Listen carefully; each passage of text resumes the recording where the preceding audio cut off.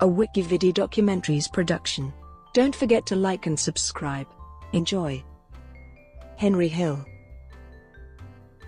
Henry Hill Jr. was an American criminal.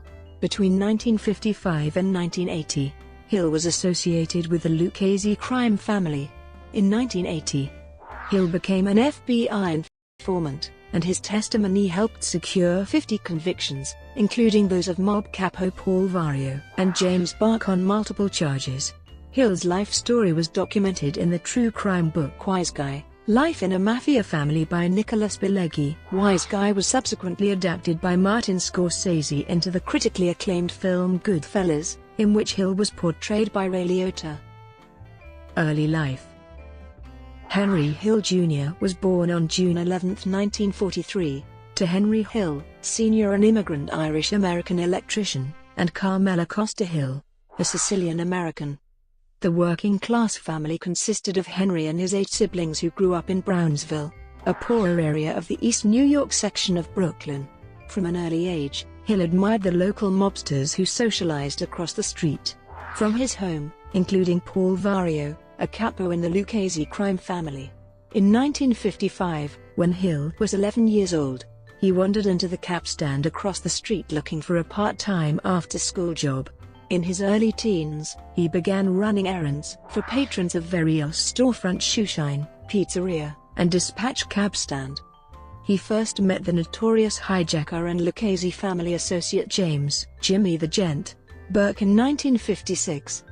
The 13-year-old Hill served drinks and sandwiches at a card game and was dazzled by Burke's open-handed tipping. He was sawbucking me to death.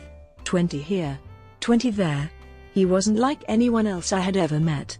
The following year, Paul Vario's younger brother, Vito "Tuddy" Vario, and older brother, Lenny Vario, presented Hill with a highly sought-after union card in a bricklayer's local. Hill would be a no-show, put on a building contractor's construction payroll, guaranteeing him a weekly salary of $190. This didn't mean Hill would be getting or keeping all that money every week. He received only a portion of it, and the rest was kept and divided among the Varios. The card also allowed Hill to facilitate pickup of daily policy bets and loan payments to Vario from local construction sites. Once Hill had this legitimate job, he dropped out of high school, working exclusively for the Vario gangsters. Hill's first encounter with arson occurred when the Rebel Cab Company cab stand opened just around the corner from Vario's business. The competing company's owned was from Alabama, new to New York City. Sometime after midnight, Tuddy and Hill drove to the rival cab stand with a drum full of gasoline in the back seat of Tuddy's car. Hill smashed the cab windows and filled them with gasoline-soaked newspapers, then tossed in lit matchbooks. Hill was first arrested when he was 16. His arrest record is one of the few official documents that prove his existence. Hill and Lenny, Vario's equally underage son, attempted to use a stolen credit card to buy snow tires for Tuddy's wife's car. When Hill and Lenny returned to Tuddy's, 2 police detectives apprehended Hill. During a rough interrogation, Hill gave his name and nothing else. Vario's attorney later facilitated his release on bail. While a suspended sentence resulted, Hill's refusal to talk earned him the respect of both Vario and Burke. Burke, in particular, saw great potential in Hill. Like Burke, he was of Irish ancestry, and therefore ineligible to become a made man. The Vario crew, however, were happy to have associates of any ethnicity, so long as they made money, and refused to cooperate with the authorities. In June 1960, Hill joined the Army, serving with the 82nd Airborne Division at Fort Bragg in North Carolina. Hill claimed the timing was deliberate. The FBI investigation into the 1957 Appalachian Mob Summit meeting had prompted a Senate investigation into organized crime and its links with businesses and unions. This resulted in the publication of a list of nearly 5,000 names of members and associates of the 5 major crime families. Hill searched through a partial list, but could not find Vario listed among the Lucchese family. Throughout his 3-year enlistment, Hill maintained his mob contacts. He also continued to hustle, in charge of kitchen detail. He sold surplus food, loaned sharp pay advances to fellow soldiers, and sold tax-free cigarettes. Before his discharge, Hill spent 2 months in the stockade for stealing a local sheriff's car and brawling in a bar with a civilian and Marines. In 1963, Hill returned to New York and began the most notorious phase of his criminal career: arson, intimidation, running an organized stolen car ring, and hijacking trucks. In 1965, Hill met his future wife, Karen Friedman, through Paul Vario Jr. Paul insisted that Hill accompany him on a double date at Frankie the Wop Manso's restaurant, Villa Capra. According to Friedman, the date was disastrous, and Hill stood her up at the next dinner date. Afterward, the two began going on dates at the Copacabana and other nightclubs, where Friedman was introduced to Hill's outwardly impressive lifestyle. The two later got married in a large North Carolina wedding, attended by most of Hill's gangster friends. Air France Robbery. On April 7, 1967, Hill and Tommy DeSimone executed the Air France robbery following a tip-off from Robert "Frenchie" McMahon. The robbery was initially proposed to Hill in January 1967 as an armed heist of several bags containing $60,000 each. From the Air France cargo terminal at John F. Kennedy International Airport, the targeted money was stored in a strong room inside the Air France cargo hold, permanently protected by a security guard. Hill determined that an armed robbery would involve unnecessary risk and would be unlikely to succeed. Instead, Hill devised a plan to steal the keys to the strong room from a security guard who carried them at all times. Hill conducted surveillance on the security guard during his leisure time and found the guard had a weakness for women. Hill and McMahon succeeded in getting the guard drunk before driving him to the Jade East Motel, where he was introduced to a prostitute. While the guard was distracted, Hill retrieved the guard's set of keys from his discarded trousers and had copies made before returning the original keys, thus leaving the guard and his employers unaware of any breach in security. Hill entered the cargo terminal with Tommy DeSimone on April 7, 1967, following a tip-off from McMahon about a shipment of between $400,000 and $700,000 being made to the strong room. Using the duplicate key, Hill and DeSimone stole $420,000 in cash from the strong room, loading the money into a large suitcase. They entered and exited the cargo terminal unchallenged and unnoticed while the security guard was on a meal break. No shots were fired, and the money was not reported missing until April 11, 1967. Hill shared the take from the heist with senior Mafia members, giving $120,000 in total to Paul Vario and Sebastian Aloy of the Colombo crime family, in recognition that the cargo terminal fell within the Colombo family's turf. Restaurant ownership and murder of William "Billy Bats" Devino. Hill used his share of the robbery proceeds to purchase a restaurant on Queens Boulevard, The Sweet, initially aiming to run it as a legitimate business and provide distance between himself and his mob associates. However, within several months, the nightclub had become another mob hangout. Hill later said that members of Lucchese and Gambino crews moved into the club en masse, including high-ranking Gambino family members who were always there. One incident in the restaurant which Hill considered the most significant was the murder in 1970 of Gambino family member William "Billy Bats" Devino, who had been recently released from prison.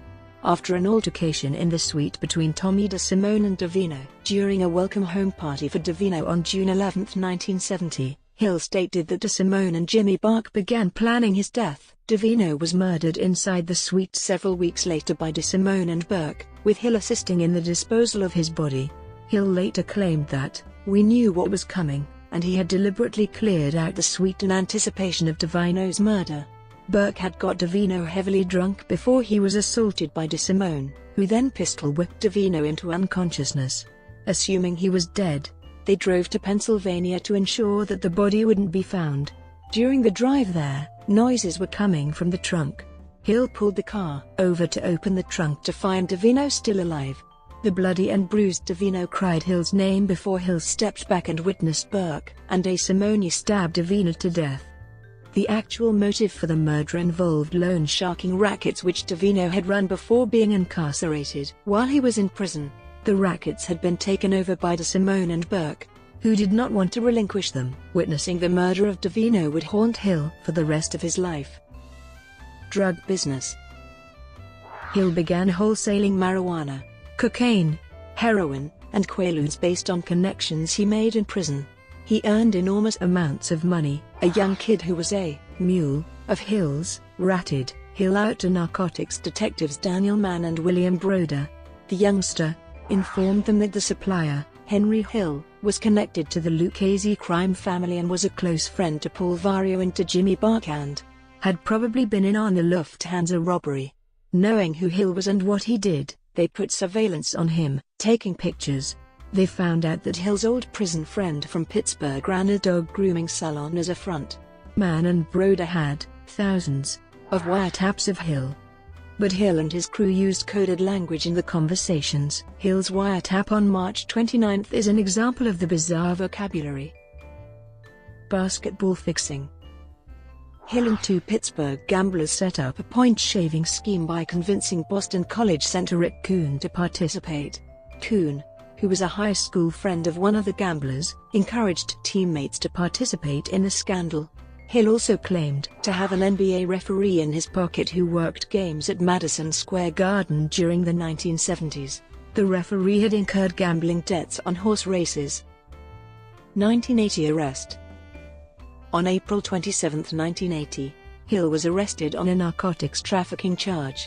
He became convinced that his former associates planned to have him killed, Vario, for dealing drugs, and Burke, to prevent Hill from implicating him in the Lufthansa heist. Hill heard on a wiretap that his associates Angelo Seep and Anthony Stabile were anxious to have Hill killed, and that they were telling Burke that Hill is no good, and that he is a junkie. Burke told them not to worry about it. Hill was more convinced by a surveillance tape played to him by federal investigators, in which Burke tells Vario of their need to have Hill whacked. But Hill still wouldn't talk to the investigators. While in his cell, the officers would tell Hill that the prosecutor, Ed McDonald, wanted to speak with him, and Hill would yell, "Fuck you and McDonald." Hill became even more paranoid, because he thought Burke had officers on the inside and would have him killed. While Karen was worried, she kept getting calls from Jimmy Burke's wife, Mickey, asking when Hill was coming home, or if Karen needed anything. Hill knew the calls were prompted by Jimmy. When Hill was finally released on bail, he met Burke at a restaurant they always went to. Burke told Hill that they should meet at a bar Hill had never heard of or seen before, owned by Charlie the Jap. However, Hill never met Burke there. Instead they met at Burke's sweatshop with Karen and asked for the address in Florida, where Hill was to kill Bobby Germain's son with Anthony Stabile. Hill knew he was going to get killed in Florida, but he needed to stay on the streets to make money. McDonald didn't want to take any chances and arrested Hill as a material witness in the Lufthansa robbery. Hill then agreed to become an informant and signed an agreement with the United States Department of Justice Organized Crime Strike Force on May 27, 1980. In 2011, former junior mob associate Greg Buccaroni alleged that, after Hill's 1980 arrest, Jimmy Burke offered him money to arrange a meeting between Buccaroni and Hill at a Brooklyn grocery store so that Burke could have Hill murdered gangland fashion. But Buccaroni decided quietly against having any involvement with the hit on Hill. Shortly afterwards, Burke and several other Lucchese crime family members were arrested by federal authorities. Brought to you by WikiVidi documentaries. Would you like to know more